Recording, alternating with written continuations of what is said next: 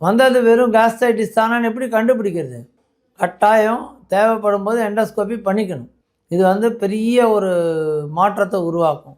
40 வயசுக்கு மேற்பட்டவங்களுக்கு மோஷனில் பிளட் இருக்கான்னு டெஸ்ட் எடுக்கணும். ஃப்ராங்க் பிளட் இருக்கிறது வேறு, ஆனால் பிளட்டு ஜீரணம் ஆனால் கருப்பாக இருக்கும். அது மோஷன் ஃபார் ஆக்கல்ட் பிளட் அப்படின்னு டெஸ்ட்டு சொல்லுவோம்.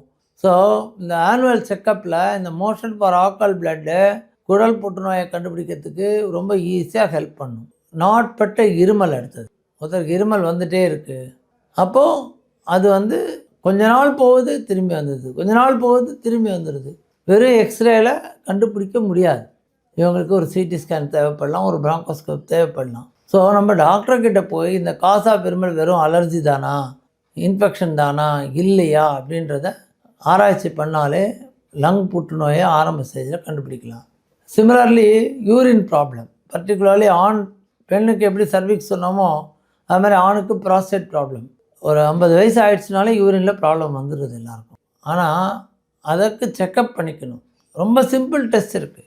மோஷன் போகிற இடத்து வழியாக வரல் விட்டு டாக்டரை பார்க்கலாம். இன்னொன்று பிஎஸ்ஏன்னு ஒரு டெஸ்ட் இருக்குது.